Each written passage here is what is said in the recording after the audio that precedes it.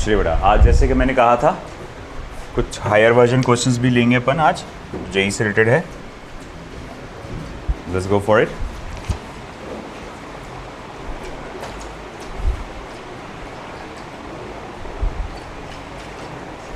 चलिए, पहले एक easy question.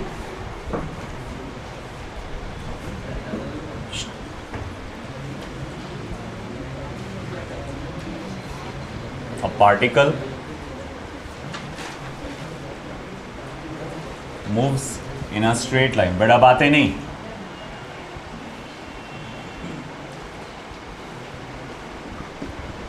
a particle moves in a straight line, path A to B for first 1/4 distance with speed v0, comma the next half distance with speed twice v0, and the last 1/4 distance with speed thrice v0, full stop. Calculate the average speed।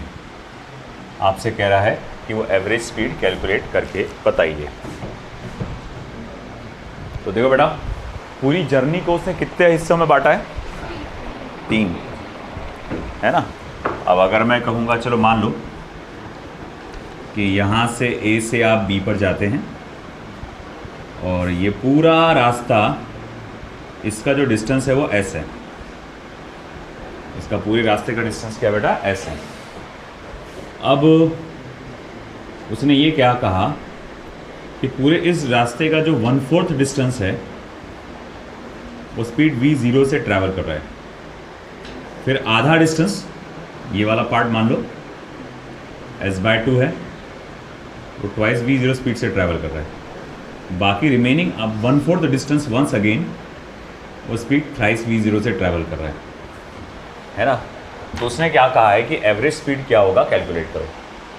क्या strategy रहनी चाहिए आप बताइए मुझे, इसको क्या strategy follow करेंगे अपन?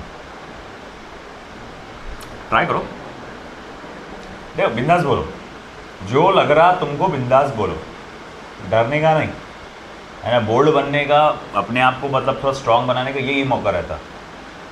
आप जो लग रहा बिल्कुल बोला, गलत भी हुआ तो कोई मसला नहीं। स्ट्रेटेजी क्या करेंगे, क्या करना चाहिए पहले? क्या चीज़? टाइम निकालेंगे। मेरे हिसाब से तो मुझे ऐसा लग रहा कि मैं डेटा को एनालाइज करूँगा। जो मुझे डेटा दिख रहा है उसके हिसाब से मैं ये देख रहा हूँ कि मेरे पास डिस्टेंस का और स्पीड का नॉलेज है ना। किसका नॉलेज है? डिस्टेंस का और स्पीड का। ये पहली स्ट्रेटेजी है कि डेटा एनालाइज करेंगे, और डेटा एनालाइज करने के बाद पता चला क्या?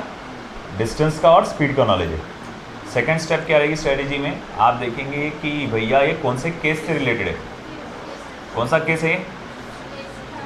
केस बोलो बिंदास बोलो। केस थर्ड है ना। पहले वाले केस में डिस्टेंस और टाइम का डेटा था, दूसरे वाले केस में स्पीड और टाइम का, तीसरे वाले केस में स्पीड और डिस्टेंस। तो ये तीसरे वाले केस में फिट बैठता है ना। तो मैं क्या करूँगा, सिंपल जो तीसरे वाला केस है उसका फॉर्मूला लिख डालूंगा। ये कितनी साइड में हुआ? 3 साइड में। तो मैं बोलूँगा भैया average speed is equals to S1 plus S2 plus S3 S1 by V1 S2 upon, अच्छा याद है फॉर्मूला पूछने वाला था आज मैं। ठीक है, अब S1 plus S2 plus S3 मतलब ये पूरा कितना हो जाएगा एस, S1 कितना है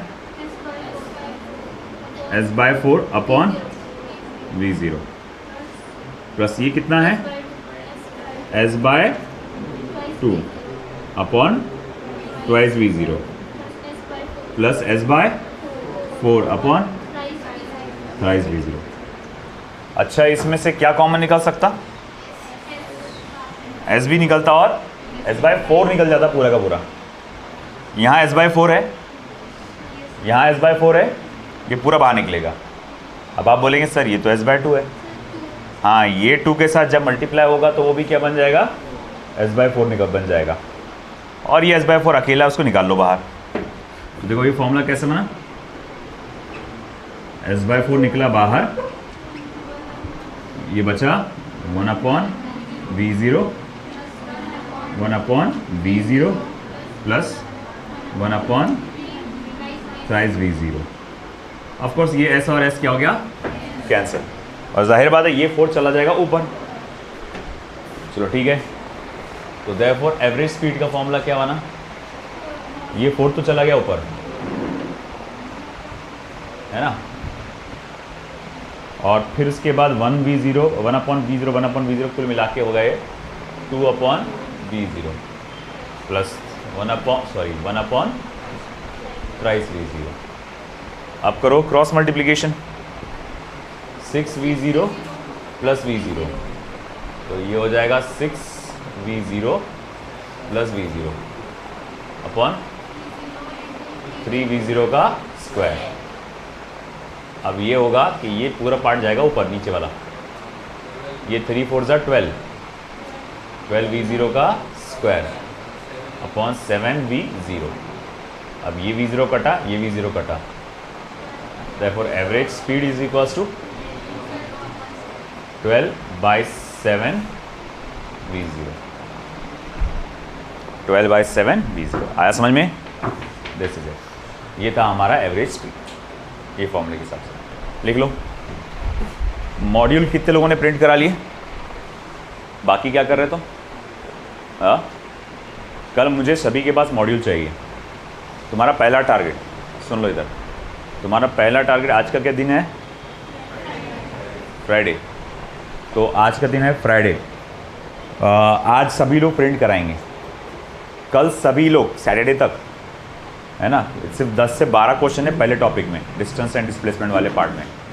तो कल सभी लोग जो है डिस्टेंस एंड डिस्प्लेसमेंट के प्रॉब्लम सॉल्व करके लाएंगे, है कि नहीं। मैं इंशाल्लाह कल डिस्टेंस एंड डिस्प्लेसमेंट के आंसर्स बता दूंगा, ओरली बता दूंगा, इसका ये, इसका ये, इसका ये, इसका ये। जिसके जो गलत आ रहे हैं वो मेरे से आके पर्सनली बाद में डिस्कस करेगा कि सर ये मेरा कैसे गलत आया, ये कैसे आया, ये सब डिस्कशन। ये आदत डालो तुम, ये तुम्हारे को पहले आदत नहीं थी डाउट डिस्कस करने की, मगर ये तुमको डालना पड़ेगा, है ना। रेड कारपेट नहीं बिछा हुआ अपने लिए कि आओ तुम डॉक्टर बनेंगे, हमारे लिए सौभाग्य की बात है ना। बहुत ढज़्यादा खतरनाक लेवल का कंपटीशन चल रहा है। अभी तो 620 630 पे चला गया कट ऑफ इस साल, मालूम होगा वो, क्योंकि सुप्रीम कोर्ट का फैसला जो है कुछ आया नहीं ढंग का। मतलब वो तो बच्चों को तो मेहनत पूरी रही, मगर तुम सोचो कितना बुरा ये जो 600 के आसपास स्कोर कर चुके, अपना 607 वाला, 605 वाले, 610 वाले बच्चे, कितना बुरा हुआ उनके साथ हाल। इतनी मेहनत की उन्होंने, इतना मार्क्स भी अच्छे आ गए होंगे, ऐसा बुरे मार्क्स नहीं है, फिर भी सिलेक्शन नहीं हो रहा, है ना। उसमें से भी अगर ऐसा है सेमी गवर्नमेंट में भी देखा जाएगा, लेने की सोचे तो उसमें ऐसा है कि भाई बॉयज़ को पूरी फीस भरना है, गर्ल्स की पहले तो गवर्नमेंट की फ़ीस आधी माफ़, फिर बचा हुआ जो प्राइवेट सेक्टर का फ़ीस है उसमें से भी आधे का स्कॉलरशिप, है कि नहीं। तो गर्ल्स को अगर मान लो आपको डॉक्टर बनना है सेमी गवर्नमेंट में, एग्जाम्पल के तौर पे 20 लाख रुपए फ़ीस थी उनकी, जिसमें से मान लो कि 10 लाख गवर्नमेंट की थी, 10 लाख नहीं थी, गवर्नमेंट की बहुत कम रहती, एग्जाम्पल दे रहा मैं कि 10 लाख गवर्नमेंट की है, 10 लाख आपकी प्राइवेट की है। 10 लाख गवर्नमेंट ने माफ़ कर दी, फिर गर्ल्स का स्कॉलरशिप माफ़ हुआ आधा, तो 5 लाख रुपए फीस भरना है। बॉयज़ को कितने भरना है? 20 लाख। एक एग्जांपल दे रहा है, एग्जैक्ट ये नंबर्स नहीं है, एग्जैक्ट परसेंटेजेस नहीं है। तो बेटा बॉयज़ स्पेशली सुस्ती मत करो, नहीं तो मुझे डंडे उठाने पड़ेंगे। कल सभी के पास मॉड्यूल होना चाहिए, ग्रुप में डाला हुआ है, तुम खुद जाके प्रिंट करो। आज अमजद नहीं आने वाला तो तुमको खुद जाके प्रिंट कराना है। कल मुझे डिस्टेंस एंड डिस्प्लेसमेंट के प्रॉब्लम सॉल्व चाहिए सभी के, और साथ ही साथ डीपीपी के भी। चलिए अब अगला क्वेश्चन क्या हो गया?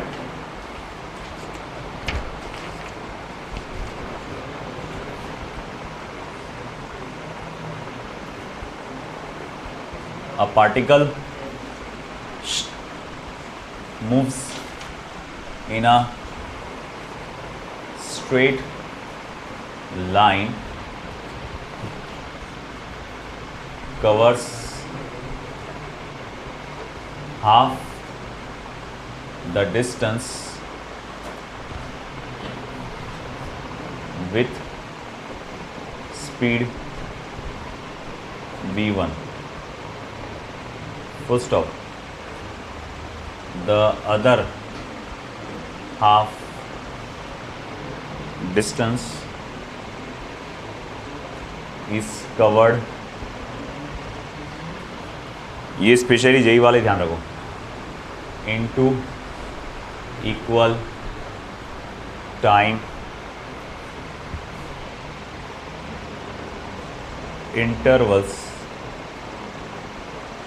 with speed v1 v2 and v3 respectively.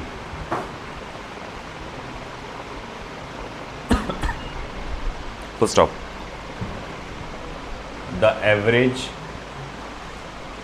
speed of the particle during this time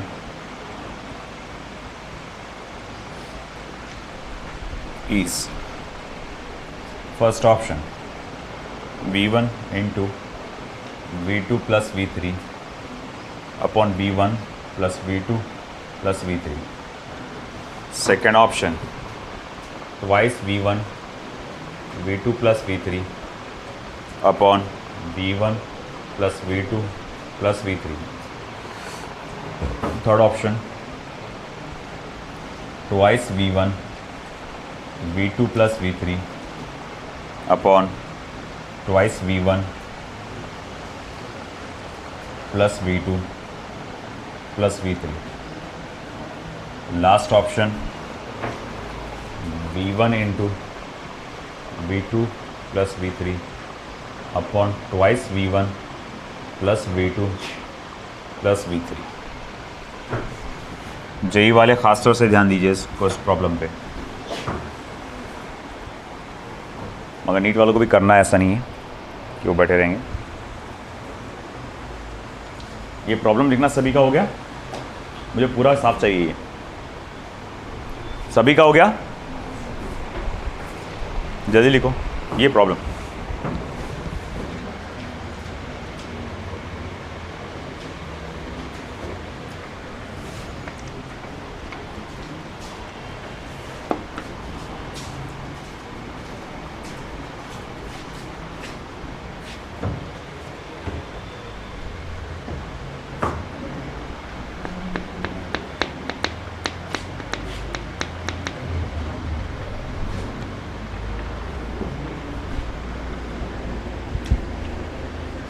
देखो जर्नी को कितना ज़बरदस्त बताया।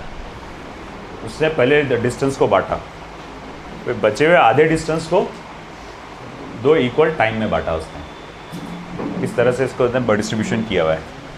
पहले डायग्राम बनाओ।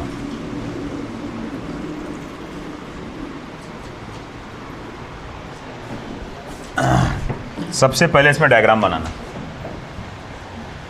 A particle moves in a straight line covers half the distance with speed v1। देखो बेटा, ये मान लो जर्नी ए से शुरू हो रही है और बी पे ख़त्म हो रही है। ये इसका मिड पॉइंट है ओ। यहाँ से लेकर यहाँ तक का जो डिस्टेंस है बेटा वो s/2 है। तो वो बंदा जो यहाँ से जब निकला तो स्पीड v1 से ट्रैवल किया उसने। कितनी स्पीड से ट्रैवल किया? v1 स्पीड से फॉर हाफ डिस्टेंस। अब ये हाफ डिस्टेंस बचा है कि नहीं? अब ये यहाँ से यहाँ तक जो उसकी स्पीड थी उसको उसने दो इक्वल टाइम इंटरवल्स में बताया। मान लो कि ये दो इक्वल टाइम इंटरवल्स मान लो यहाँ से लेकर यहाँ तक जाने के लिए टाइम टी लगा और यहाँ से लेकर यहाँ तक जाने के लिए भी टाइम टी लगा, और जब वो यहाँ से यहाँ ट्रैवल कर रहा था स्पीड v2 था, और यहाँ से जब यहाँ ट्रैवल कर रहा था तो स्पीड v3 था, है कि नहीं। अब उसने क्या बोला कि आप पूरी जर्नी का एवरेज स्पीड निकालो, पूरी जर्नी का एवरेज स्पीड निकालो। जितना लगेगा उतना हार्ड नहीं है, बहुत ईजी है ये, है ना। क्या होता है, एक बड़ी प्रॉब्लम आती है तुम्हारे सामने, तुम क्या करते हो, या फिर बोलेंगे बड़े प्रॉब्लम, उसके साथ में बहुत सारी कई सारी उलझी हुई छोटी छोटी प्रॉब्लम्स भी हैं। तो तरीका क्या होगा, पहले किस पे फोकस करेंगे, छोटी प्रॉब्लम्स पे, है कि नहीं। आप छोटी बातों पे फोकस करेंगे, छोटी प्रॉब्लम्स को सॉल्व करने की कोशिश करेंगे, फिर बाद में धीरे करते करते करते बड़े पे चले जाएंगे, वही मामला है। मैं बोलूँगा देखो ये इतना कॉम्प्लेक्स दिख रहा है यहाँ पर, आप छोटे पार्ट पे फोकस करो, इस जर्नी के छोटे से हिस्से पे फोकस करो, पूरी जर्नी पे एक साथ मत देखो, पूरी जर्नी को एक साथ मत देखो, आप उस जर्नी के छोटे से हिस्से पे फोकस करो। ज़रा सोचो क्या कर सकते हैं अपन यहाँ पे, कोई आइडिया देगा मुझको। पूरी जर्नी पे फोकस ना करके उसके एक सिर्फ छोटे से हिस्से पे फोकस करो और पहले उस छोटे से हिस्से की वैल्यू निकालो।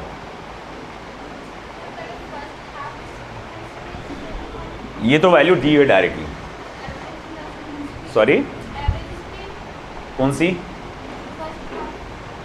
फर्स्ट हाफ की एवरेज स्पीड तो v1 है, बोला हुआ है ना। यहाँ से यहाँ तक तो स्पीड v1 ही थी ना, बदली क्या, यहाँ से यहाँ तक 20 पे तो एवरेज स्पीड v1 ही रहेगी।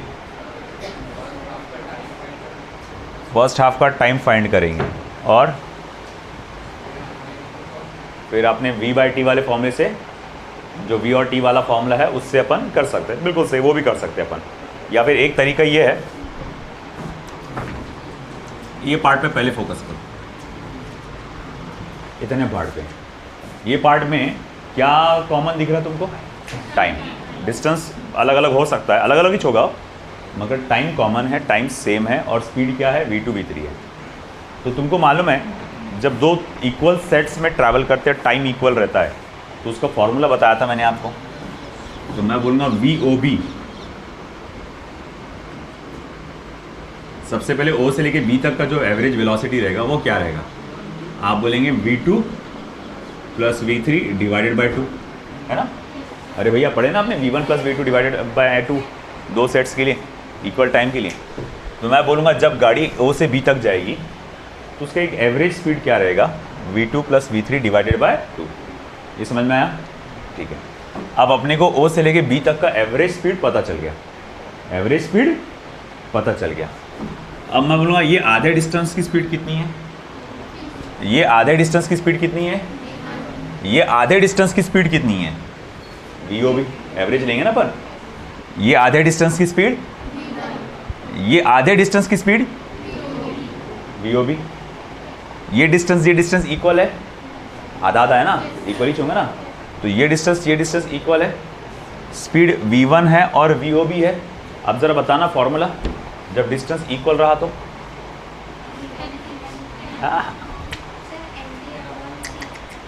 डिस्टेंस तुमने ये फॉर्मूला लर्न नहीं किया तुमने, कल कितने प्रॉब्लम लिए इस फॉर्मूले पे पढ़ने, तो हाँ बोल बोल जोर से बोल। 2v1 v2 upon v1 plus v2। अरे दो इक्वल डिस्टेंस अगर कवर करते हैं तो फॉर्मूला क्या लगता है, अरे क्या लगता है formula, 2v1 v2 upon v1 plus v2 लगता है कि नहीं लगता है कि नहीं। तो बात वही तो है बेटा।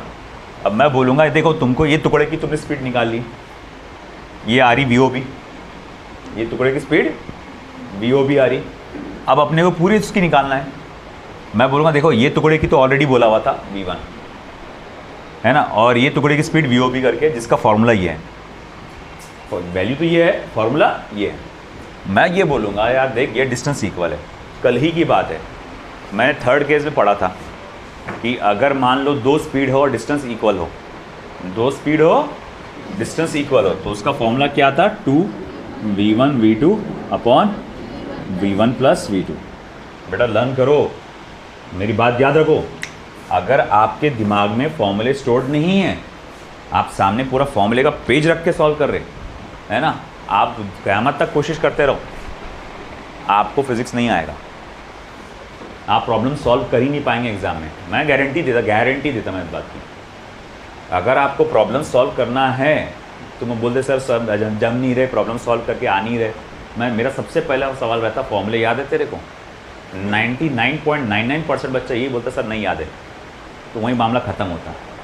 पहला काम फॉर्मूले याद करो सिचुएशन के हिसाब से, ये इसका फॉर्मूला, ये इसका फॉर्मूला, ये इसका फॉर्मूला है।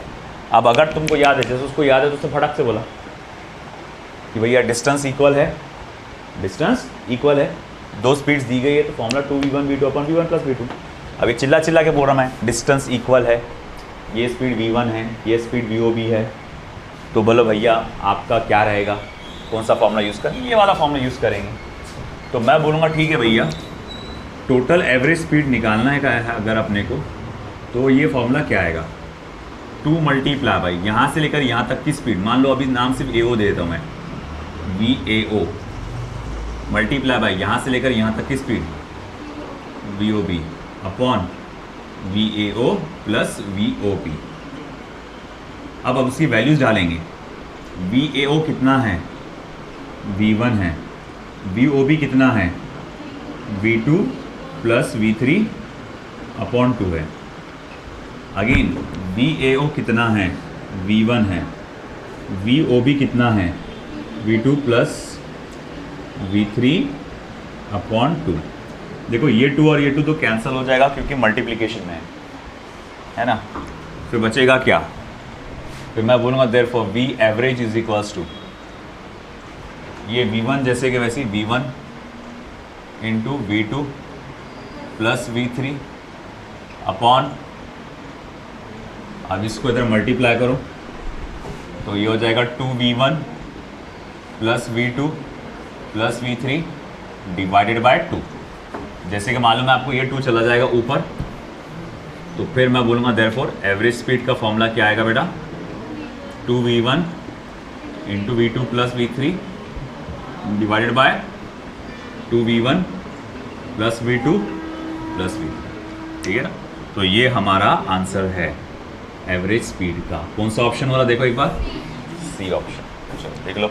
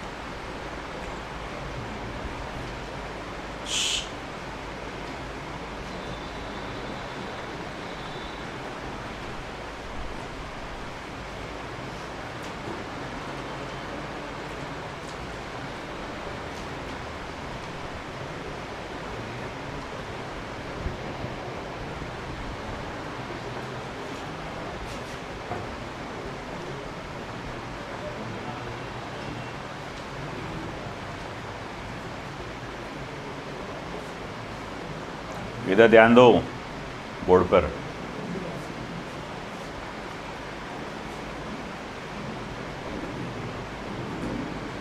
समझ समझ के करो, रोज जाके रिवाइज किया करो।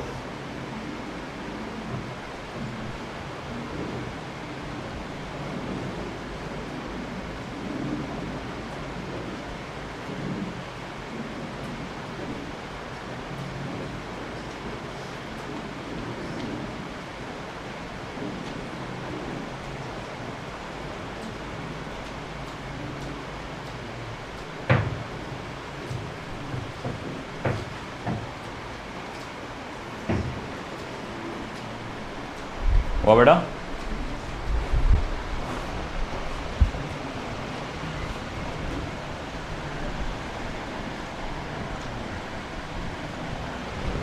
अब अगला आएगा अपना एवरेज वेलोसिटी। जल्दी करिए बेटा।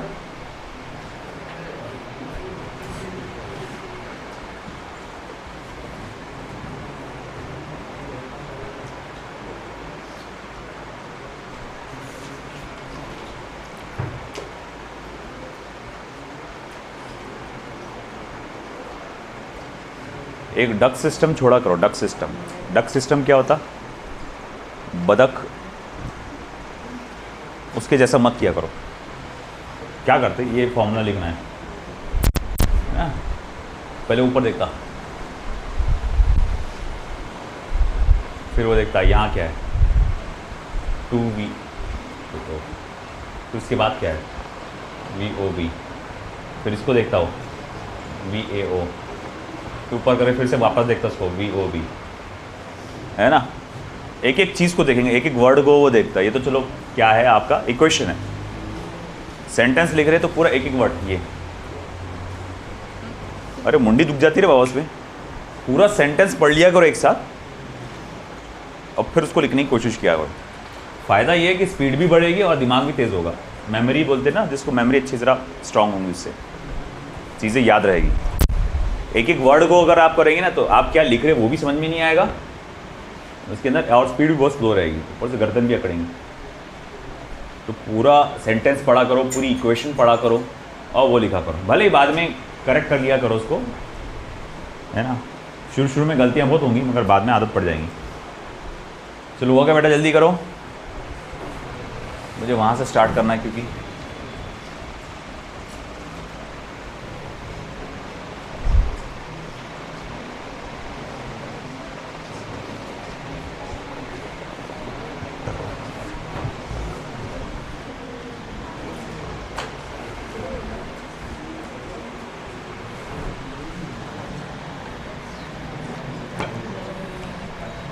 हाँ हो गया, हो गया। चलिए, एवरेज स्पीड का टाइटल नंबर क्या था? 3.2.1 था ना? चलिए अब आगे अपना आएगा average velocity.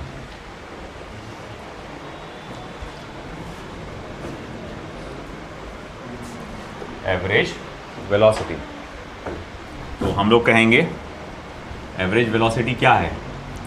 It is the ratio of displacement with respect to time.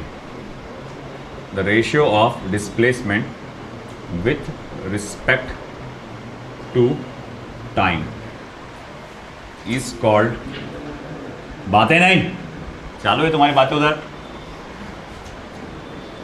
as average velocity। तो आप रेशियो किसका ले रहे हैं? डिस्प्लेसमेंट का with respect to time. Simple अगर मैं कहूँ तो इसका ऐसा इक्वेशन आएगा, डिस्प्लेसमेंट अपॉन टाइम रिक्वायर्ड, या सिर्फ टाइम भी बोले तो चलेगा, अपॉन टाइम।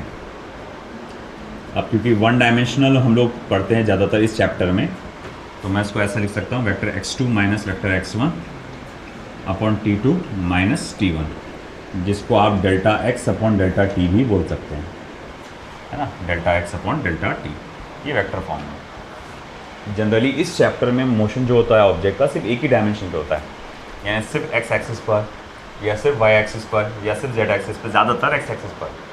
तो मैं बोलूँगा पहले भी वो x पर होगा, बाद में भी वो x पर ही होगा। तो इसीलिए initial position, final position, initial time, final time, जिसको आप ऐसा लिख सकते हैं। याद रखना एवरेज वेलोसिटी का formula delta x upon delta t करके देते हैं, ये आपका एवरेज वेलोसिटी। इसका भी SI यूनिट सेम आएगा जो कि एवरेज स्पीड का आता है, दैट इज़ मीटर पर सेकेंड। डायमेंशन रहेगा exactly same, L1T minus 1 same. अब इससे रिलेटेड कुछ पॉइंट्स हमको जो ध्यान में रखना है, नोट करने वाली बातें, खास बातें नोट करने वाली। सबसे पहले it is a vector quantity, ये एक वेक्टर क्वांटिटी। अब जाहिर बात है अगर ये वेक्टर क्वांटिटी यानी डायरेक्शन पे डिपेंडेंट है तो उसका कोई ना कोई पर्टिकुलर डायरेक्शन होगा। तो कौन सा डायरेक्शन होगा? एंड इज डायरेक्टेड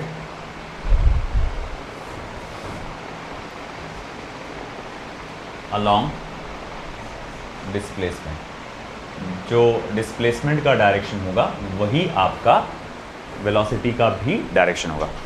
और डिस्प्लेसमेंट का डायरेक्शन कहाँ से कहाँ होता है? इनिशियल पोजीशन से फाइनल पोजीशन पे, ठीक है।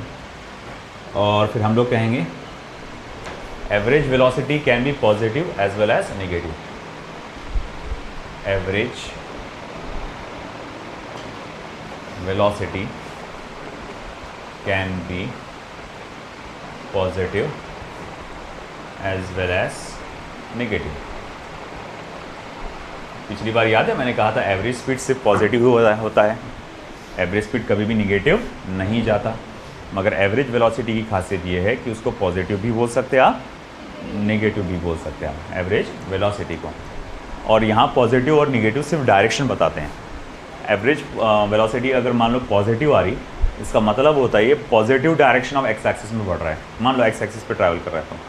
और अगर एवरेज वेलोसिटी नेगेटिव आ रही है, इसका मतलब वो ऑपोजिट डायरेक्शन में इसकी वेलोसिटी है, negative direction of x axis में वो ट्रैवल कर रहा है।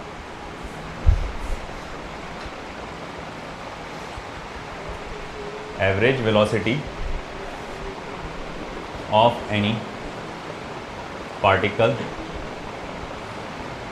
becomes 0 if the particle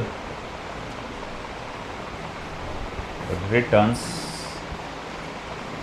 to its initial position। देखो बेटा, किसी भी पार्टिकल की एवरेज वेलोसिटी जो है वो ज़ीरो हो जाती है अगर पार्टिकल अपनी पुरानी पोजीशन पे वापस आ जाता है।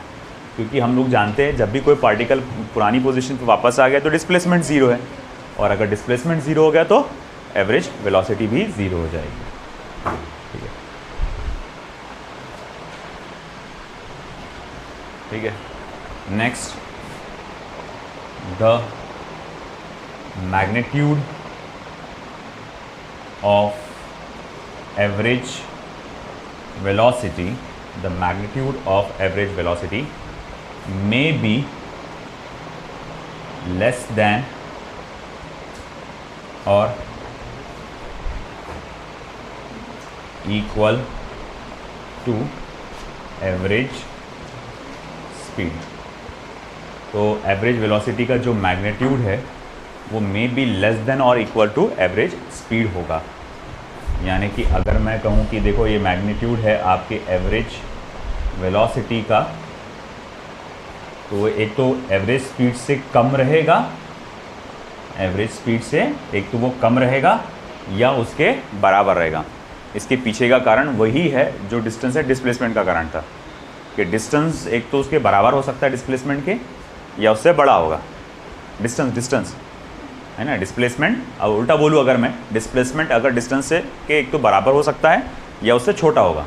कभी भी डिस्प्लेसमेंट डिस्टेंस से बड़ा नहीं हो सकता। इसी वजह से एवरेज वेलोसिटी भी एक तो उसके बराबर रहेगी एवरेज स्पीड के, या उससे कम होगी। कभी भी एवरेज वेलोसिटी एवरेज स्पीड से ज़्यादा नहीं हो सकती। Next point, if a particle travels in a straight line, particle travels in a straight line, अगर कोई पार्टिकल स्ट्रेट लाइन में ट्रैवल करता है, देन एवरेज स्पीड है ना, एवरेज स्पीड और एवरेज वेलोसिटी का जो मैग्नीट्यूड रहेगा बेटा वो कैसा रहेगा? कांस्टेंट रहेगा। एवरेज स्पीड और एवरेज वेलोसिटी का मैग्नीट्यूड क्या रहेगा? कांस्टेंट रहेगा, ठीक है। नेक्स्ट, इफ, हालांकि ये सिर्फ वेलोसिटी के लिए नहीं है, जो पॉइंट मैं लिखने जा रहा हूँ वो स्पीड के लिए भी है। इफ स्पीड और velocity varies as a function of time, मान लो किसी ऑब्जेक्ट का स्पीड या वेलोसिटी जो है वो टाइम के साथ बदल रहा है, that is v is equals to F of T. v is equals to F of T, average मतलब स्पीड क्या है, टाइम के हिसाब से बदल रही है। Then average speed can be calculated as, तो एवरेज स्पीड या वेलोसिटी बोलो एक ही बात है, कैसे कैलकुलेट करेंगे? Average speed in the time interval, in the time interval T1 to T2 can be calculated as, तो एवरेज स्पीड या एवरेज वेलोसिटी हम कैसे निकालेंगे? उस इक्वेशन का आप इंटीग्रेशन ले लेंगे with in the limit T1 to T2 D1 divided by T2 minus T1। याद है ना आपको, अपन ने इंटीग्रेशन में पढ़े थे एवरेज निकालने के तरीके, और अपन ने बाकायदा एवरेज वेलोसिटी निकाले भी थे एक इक्वेशन का। क्या किए थे, मैंने कहा था कि जो आपको इंटरवल दिया हुआ है टाइम का, उसके अंदर आप उसको इंटीग्रेट कर लो और बाद में upper limit minus lower limit करके उससे डिवाइड कर डालो, है ना।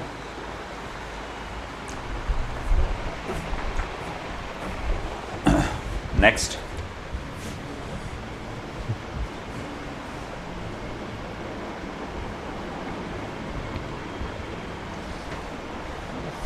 उसी से रिलेटेड अगला टॉपिक, वो पॉइंट नोट का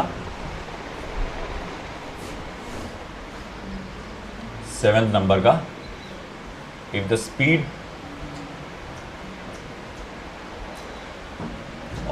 स्पीड और वेलोसिटी varies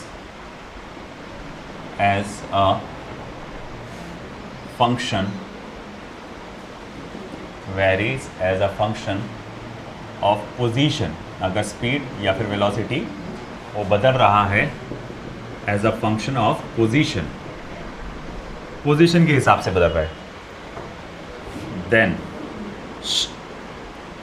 एवरेज स्पीड, तब एवरेज स्पीड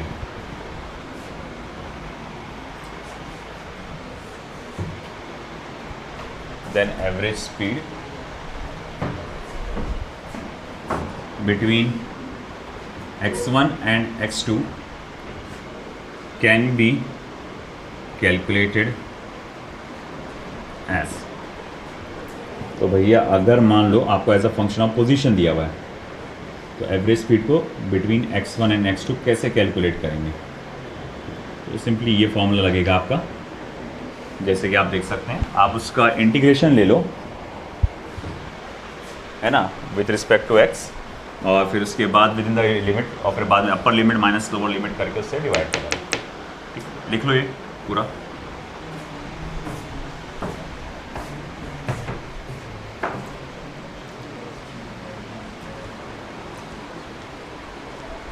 ये बीच वाला कॉलम हो गया, सभी का लिखना।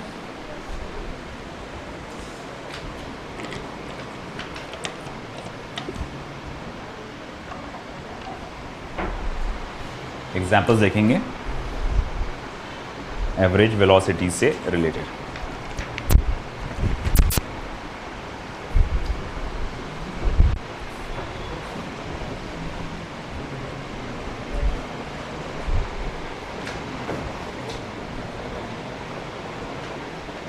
मुझे बातों की आवाज़ आ रही है पीछे से,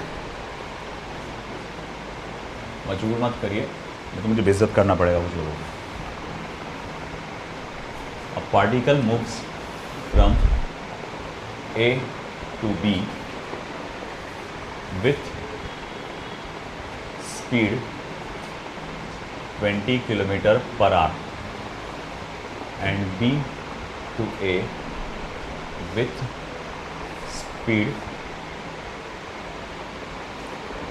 30 km/h. Calculate average speed and average velocity. Calculate average speed and average velocity over complete journey, पूरी जर्नी पे। Calculate average speed and average velocity over complete journey. आपको एवरेज स्पीड भी निकालना है, एवरेज वेलोसिटी भी निकालना है, दो चीज़ें निकालना है। चलिए बताइए क्या रहेगा। डेटा में क्या क्या दिया हुआ देखो अच्छे से। ए से बी पर जाते वक्त स्पीड क्या थी 20 किलोमीटर पर आवर। बी से ए पर आते वक्त स्पीड क्या थी 30 किलोमीटर पर आवर। तो मैं बोलूँगा V1 यहाँ पर दिया हुआ है 20 किलोमीटर पर आवर और V2 कितना दिया बेटा आपको 30 किलोमीटर पर आवर, है ना। आपसे पूछा गया एवरेज स्पीड। मैं बोलूँगा देखो यार ये तो जाते वक्त जो डिस्टेंस था आते वक्त भी वही डिस्टेंस रहेगा, है ना। यहाँ जाते वक्त जो डिस्टेंस कवर्ड था आते वक्त भी वही डिस्टेंस कवर्ड है। इसका मतलब ये केस थर्ड में फॉर्मूला फिट बैठता। कौन सा फॉर्मूला है वो 2V1 V2 upon V1 plus V2। तो फॉर्मूला लगेगा यहाँ पर 2V1 V2 upon V1 plus V2। Therefore average speed can be written as 2 times of 20 into 30 upon 20 plus 30, है ना। ये क्या हो जाएगा 40 और ये हो जाएगा 1200 और ये क्या हो जाएगा 50। कैंसिल। कितना हुआ फिर एवरेज स्पीड? एवरेज स्पीड कितना हुआ आपका 120/5 यानी कि 60 किलोमीटर पर आवर। तो ये हमारा पहला जवाब कि एवरेज स्पीड जो है 60 किलोमीटर पर आवर है। 2V1 V2 अपन V1 प्लस V2 को फॉर्मूला लगा के सवाल उठा एवरेज वेलोसिटी क्या आएगा। देखो एवरेज वेलोसिटी जो होता है वो डिस्प्लेसमेंट अपॉन टाइम होता है। देखो ऑब्जेक्ट निकला था ए से बी पर गया, मगर बी से ए पर वापस भी तो आ गया, तो जहाँ से शुरू किए थे वहीं ख़त्म किए, तो डिस्प्लेसमेंट कितना हुआ 0। तो भैया डिस्प्लेसमेंट 0 भले टाइम टी लगा होगा मगर आंसर क्या रहेगा 0। तो इसका एवरेज वेलोसिटी कितना है बेटा 0 और एवरेज स्पीड कितना है बेटा 60 किलोमीटर पर आवर। आया समझ में? लिखो फटाफट।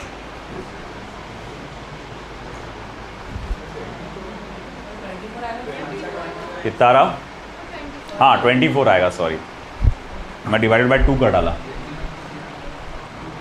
24 किलोमीटर पर आवर। चलिए अगला क्वेश्चन, बातें नहीं, अगला क्वेश्चन पे फोकस करिए।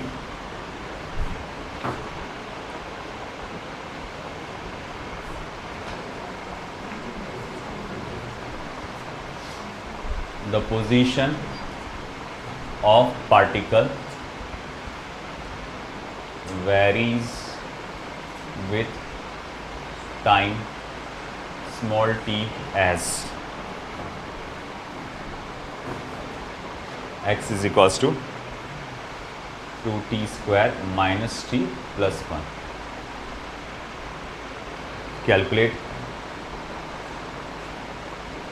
average velocity of particle in first 4 seconds of its journey. In its first 4 seconds of its journey. Journey के पहले 4 सेकंड में इसकी एवरेज वेलोसिटी पता लगाओ। अब कैसे पता लगाएंगे? एवरेज वेलोसिटी यानी कि डिस्प्लेसमेंट अपॉन टाइम। डिस्प्लेसमेंट म्हणजे क्या है? Final position minus initial position. अब इनिशियल पोजीशन कैसे निकलेगा? हाँ टाइम की वैल्यू क्या करेंगे आप 0 डालेंगे, तो एट t इक्वल्स टू 0 तो initial position is equals to ये पूरा 0 हो जाएगा, बस एक अकेला 1 बचेगा। फिर अगला टाइम क्या है बेटा 4 सेकेंड, तो ये फाइनल पोजीशन है ना। 2 मल्टीप्लाई बाय 2 का स्क्वायर माइनस 4 प्लस 1, तो 2 4 ज़ा 8, 8 माइनस 4 क्या हो जाएगा 4, 4 प्लस 1 5, तो ये 5 मीटर है ना। ये x2 आया, सॉरी ये आंसर नहीं आया। और अपने को निकालना बेटा एवरेज वेलोसिटी। हाँ जी बेटा, सॉरी 4 का स्क्वायर क्या होगा? 4 का square 16, 16 multiply by 2 32, 32 minus 4 28, 28 plus 1 29। अच्छा चलो अब ये हो गया x2 माइनस x1 करना है अपने को। x2 minus x1 upon T, t2 minus t1 यानी कि t पकड़ लो। तो डेल्टा x कितना आ रहा, तो वो आ रहा 29 माइनस 1, 4 माइनस 0 यानी कि 28 अपॉन 4 यानी कि 7 मीटर पर सेकेंड। चलो इस टाइप का एक और क्वेश्चन दे रहा, अभी के अभी आप मुझे सॉल्व करके बताएंगे।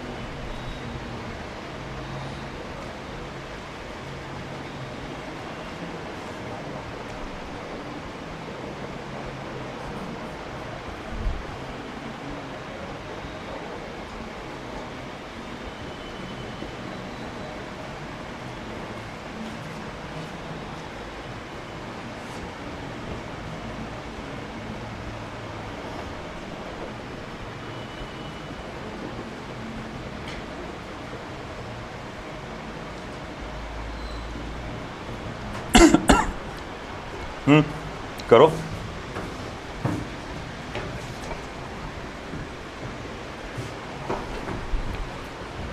Average velocity over the time interval 1 second to 2 second, same format.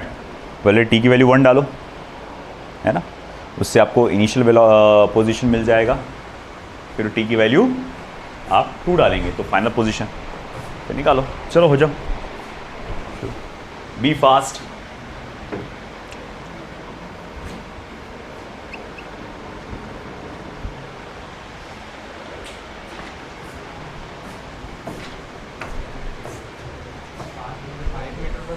कितना रहा, 5, देखते हैं। इनिशियल पोजीशन 6 आ रही है ना, तो आपने टी की वैल्यू 1 डाले होंगे,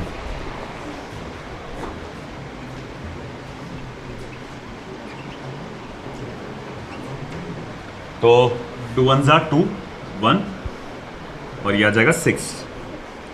लिख देता हूँ मैं, 1 का square plus 2 multiply by 1 plus 3, जिसकी आंसर आने वाली है 6 मीटर। t इक्वल्स टू, अगला टाइम कौन सा है, 2 सेकेंड, तो 2 का square plus 2 multiply by 2 plus 3, 4 plus 4 plus 3 11, that is equals to 11 metres. ठीक है, एवरेज वेलोसिटी क्या रहेगा, delta x upon delta T, यानी कि x2 माइनस x1, 11 में से गया 6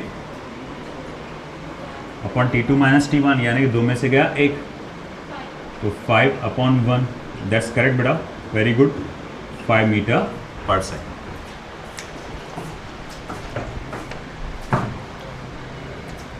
अब नेक्स्ट, आई होप ये बीच वाला प्रॉब्लम सभी का हो चुका होगा।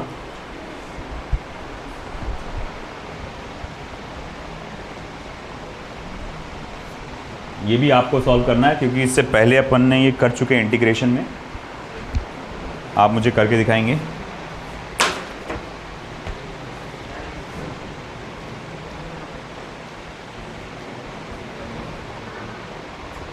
If velocity of a particle varies with time as v equals to twice t minus 1 meter per second, calculate average speed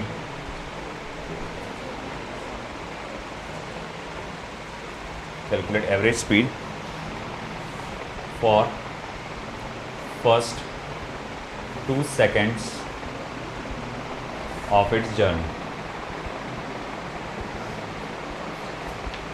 याद रखना बेटा, इसमें जो है आप t की वैल्यू 0, t की वैल्यू 2 डाल के नहीं चल सकता है ना। वो t की वैल्यू 0 डालेंगे, t की वैल्यू 2 डालेंगे तो वो तो इनिशियल वेलोसिटी फाइनल वेलोसिटी आ जाएगा है ना। अपने को यहाँ x दिया था, यहाँ v दिया हुआ है, v देकर खुद v का एवरेज वैल्यू पूछा हुआ है। तो अब इसके लिए क्या करेंगे, आप इंटीग्रेशन का इस्तेमाल करेंगे। चलिए करिए try.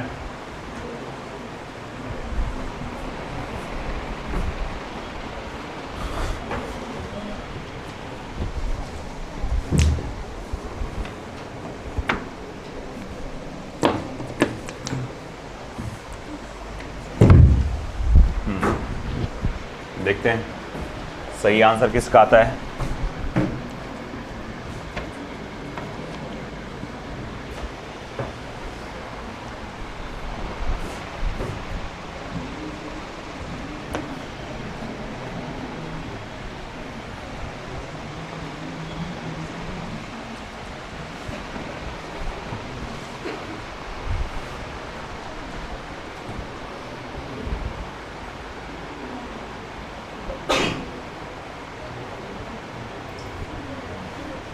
Come on.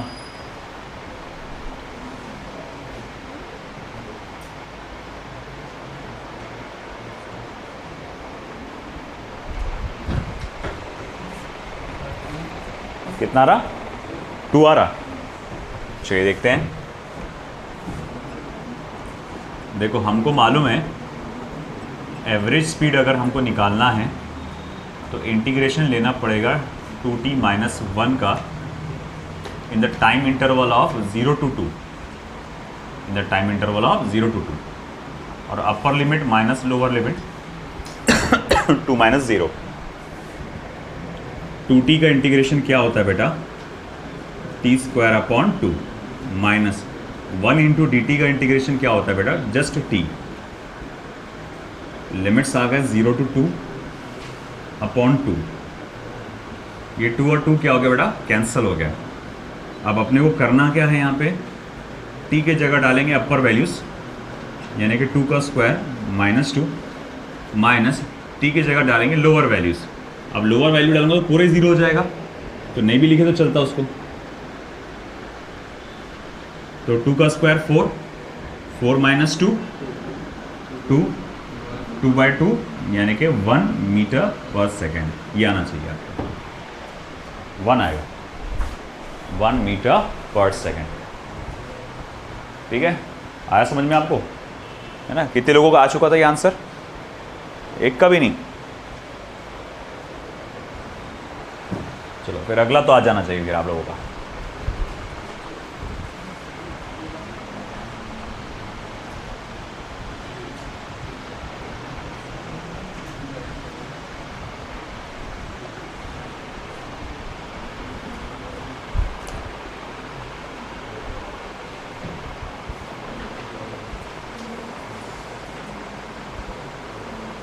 If the velocity of a particle varies with position as v is equals to 3 times of x²,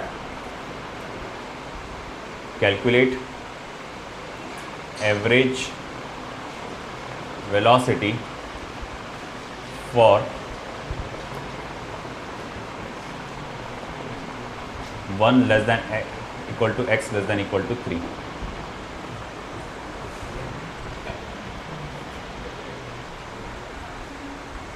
ये तो ओरली बोल सकते,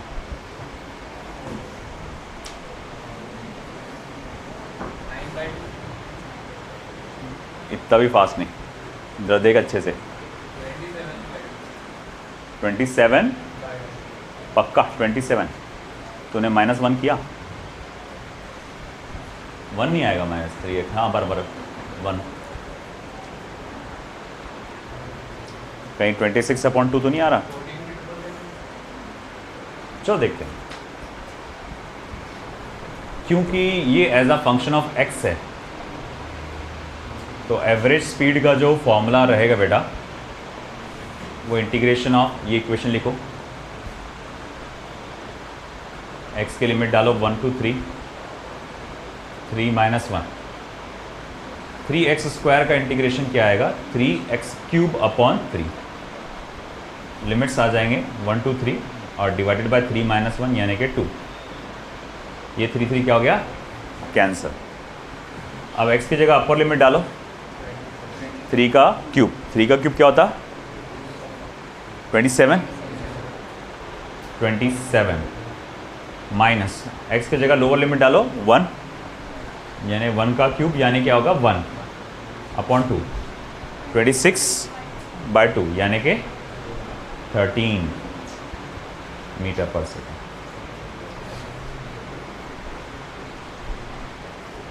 आया?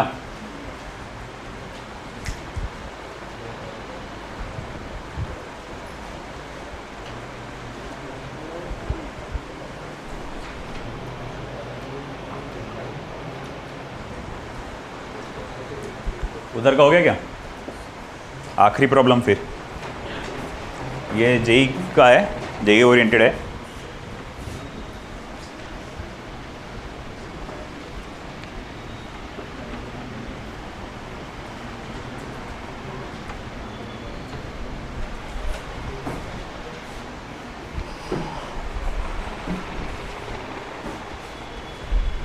इसको डायग्राम बना के करना भैया।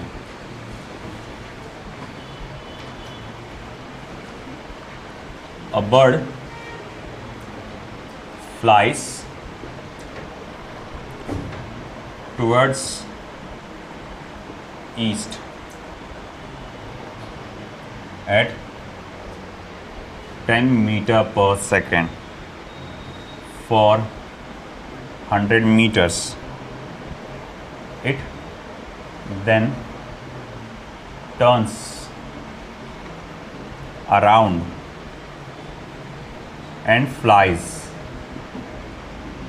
at 20 meter per second for 15 seconds. Find its average speed and average velocity.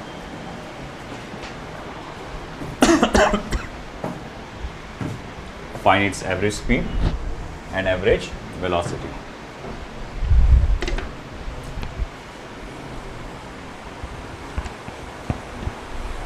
चलो आपके लिए थोड़ा चैलेंज ऐसा फटाफट दी ना चेयर, देखते हैं आप में से कोई कर पाता है क्या इसको। पूरा डेटा पहले फर्स्ट पार्ट पे फोकस करो, डायग्राम बना के करो कि क्या हुआ, सीन क्या हुआ होगा।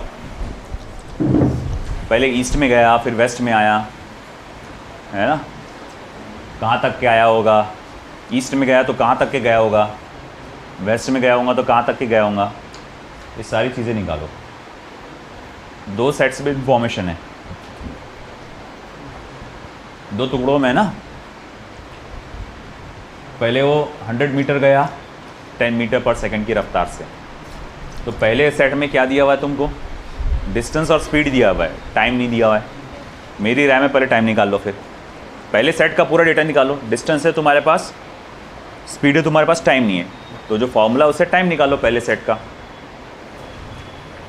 फिर अगले सेट में क्या दिया हुआ है, स्पीड और टाइम दिया हुआ है, डिस्टेंस नहीं दिया हुआ है, तो अगले सेट का क्या करो तुम, डिस्टेंस निकाल लो।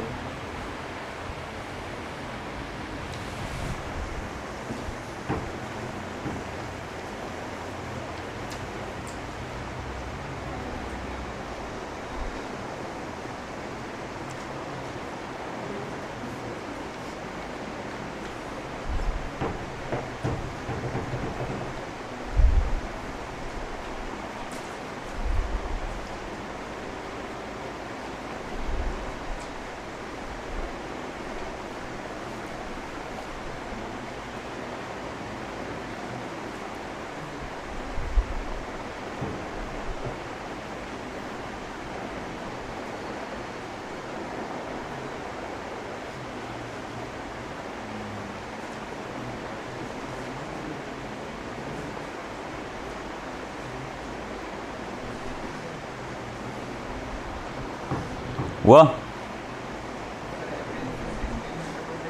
कितना आया 16 मीटर पर सेकंड। मैं नोट करके रखता हूँ कि मेरे पास आंसर्स नहीं है, मेरे पास सिर्फ क्वेश्चंस हैं, सॉल्व करे बाद ही पता चलेगा वो। एवरेज स्पीड आप कहना आ रहा 16 मीटर पर सेकंड।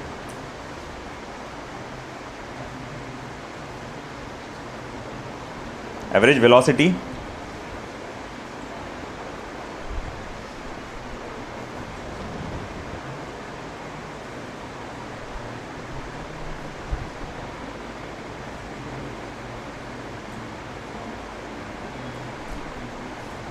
पूरी जर्नी के कितने हिस्से हैं? 2 हिस्से।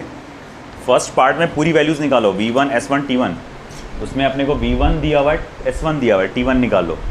फिर सेकंड जर्नी पे फोकस करो, उस पर क्या क्या दिया हुआ है, उसमें अपने को V2 दिया हुआ है और T2 दिया है, S2 नहीं दिया हुआ, तो S2 निकाल लो। फिर उसके बाद डायग्राम बनाओ कि भाई अच्छा S1 इतना है, इसका मतलब वो राइट में ऐसा गया, S2 इतना है, इसका मतलब वो लेफ्ट में यानी वेस्ट में ऐसा गया। करो फोकस, बिना खुद ट्राई किए आंसर नहीं आने वाला। भले ही कचरा होने दो, गलत आने दो, मगर पेपर पे करो, ओरली कभी नहीं करना। चलो बेटा ट्राई करो, पहला सेट पे फोकस करो।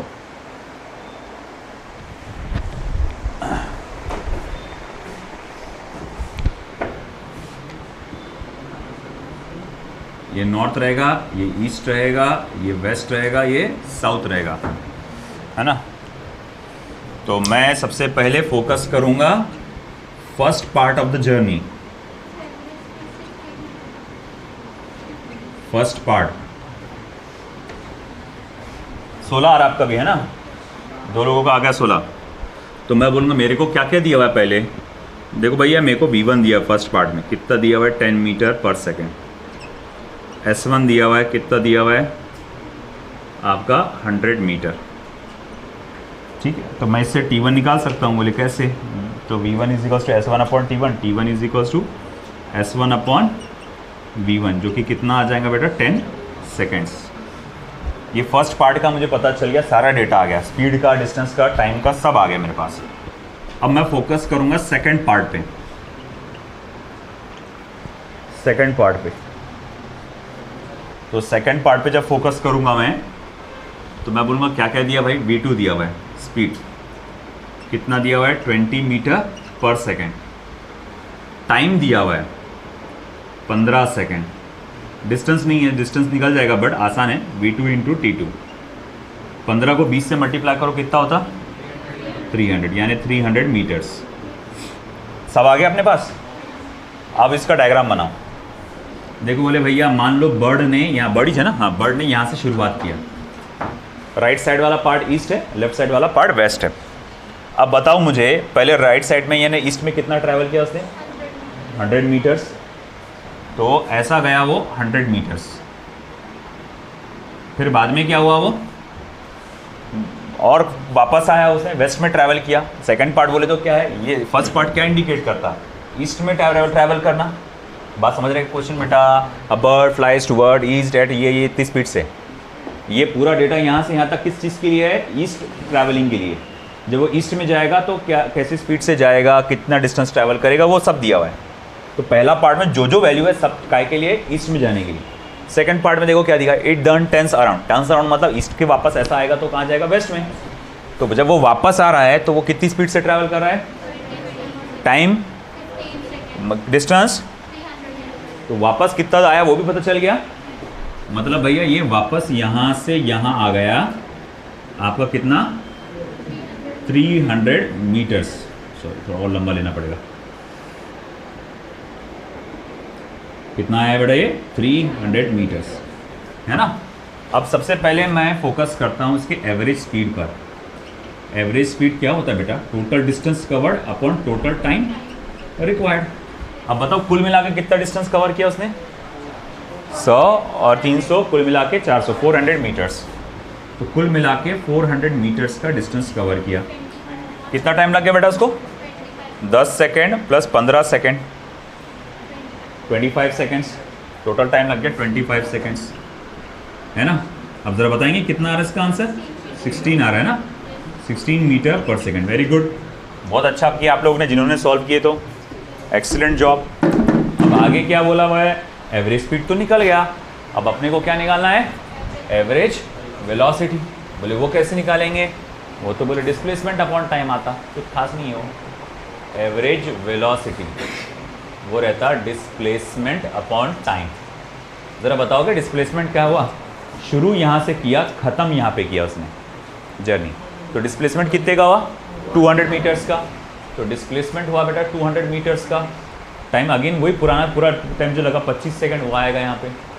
तो बताओ भैया कितना आ रहा फिर 8 आ रहा गया, हाँ बराबर 25 4 ज़ा 25 8 ज़ा, तो 8 मीटर पर सेकंड। आया समझ में बेटा आपको।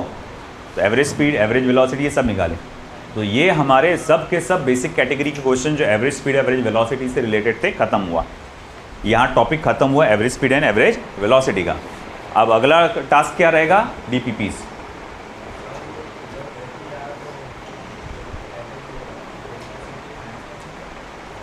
हाँ अगर वेक्टर फॉर्म में करे तो आएगा माइनस में, वेक्टर फॉर्म में किए तो मतलब आप पूरा डायरेक्शन को ध्यान में रख के वो सब कर रहे हैं। अगर मतलब कैसा है, अगर मैं ये बोलता हूँ कि डिस्प्लेसमेंट क्या हुआ तो आप इसके यहाँ लिखेंगे -200 आई कैप, है ना, -200 आई कैप, तो फिर वैल्यू क्या आएगी -8 आई कैप मीटर पर सेकेंड, ऐसा है ना।